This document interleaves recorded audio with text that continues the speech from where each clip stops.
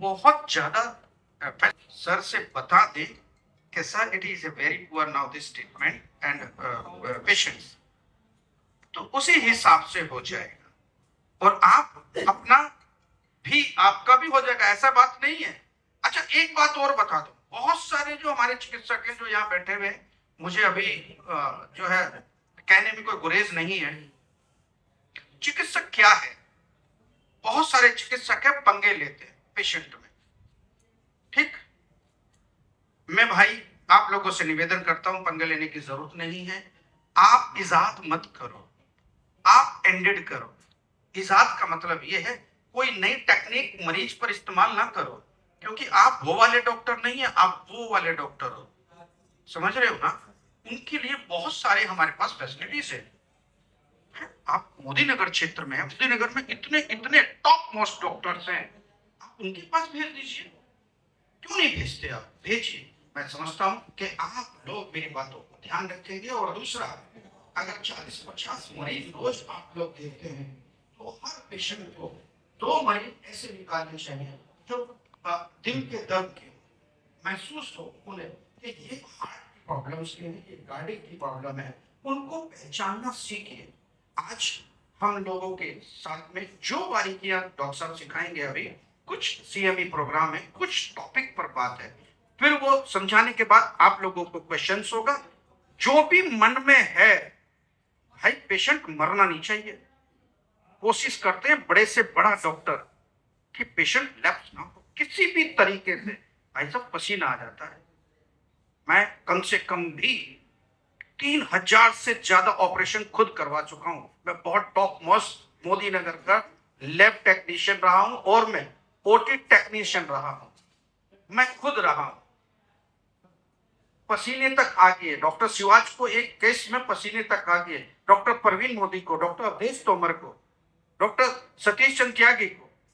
एक ही operation theatre हुआ था डॉक्टर गुप्ता के यहाँ, गुप्ता नर्सिंग होम में एक ही ऑपरेशन थिएटर पूरे मोदी नगर में, उसका इंचार्ज था मैं। 5 साल तक मैं वहां रहा, एक से एक ऑपरेशन मैंने देखे। कोई भी किसी भी पेशेंट, किसी भी, मैं ये बताऊं, किसी भी ऑपरेशन में जुबान पे रटे हुए हैं ओझा, जुबान पे रटे हुए किस ऑपरेशन में कितने चाहिए और कितने रहते हैं। क्योंकि पहले यही था कि कोई वजह अंदर ना रह जाए, खोल के हुआ करता था, सब कुछ गिन के रखा करते थे हम लोग। स्पंज आजकल तो ऑटोमेटिक आते हैं, स्पंज जो होते हैं, स्पंज आजकल तो और बहुत सारी चीजें हो गई, उसकी जरूरत नहीं होती है। तो मेरे साथियों, ज्ञान अगर आप लोग लेते हैं तो आप बहुत अच्छा काम करते हैं। देखिए, ज्ञान लेने के लिए कोई उम्र नहीं होती। ज्ञान लेने के लिए आज भी दीपक सर लंदन जाते हैं, हैदराबाद जाते हैं, जहां भी इनकी मीट होती है, जहां भी इनको नई चीज सीखने को मिलती है, वहां जाते हैं। जब ये MBBS, MD, DM doctor, super specialist doctor अपना ज्ञान लेने के लिए जाते हैं, तो आप लोगों को भी ऐसी सीएमई प्रोग्राम में रहना चाहिए। Thank you so much. कि अगर कोई पेशेंट चेस्ट पेन की हिस्ट्री लेकर आपके पास आता है, तो भले ही वो हार्ट का हो ना हो, आप ये कोशिश करो कि उसको अपने हाथ से फर्स्ट एड देकर आगे भेजने का काम करें, ताकि उस पेशेंट को समय से ट्रीटमेंट मिल चुके। अभी डॉक्टर दीपक ने 10 तारीख को सीपीआर के बारे में बताया था। उस मीटिंग में कितने लोग थे? कोई है इनमें से यहाँ कोई सीपीआर?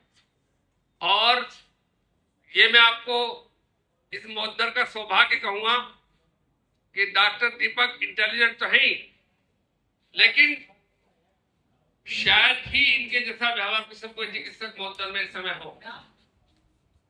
ये मैं इसलिए नहीं कह रहा हूं कि इनके मंच पे खड़ा हूं, मैं इसलिए कह रहा हूं कि मैंने प्रैक्टिकली ये अनुभव किया है। और मैं खुद भी 31 दिसंबर को मैंने एक स्टेम डलवाया था।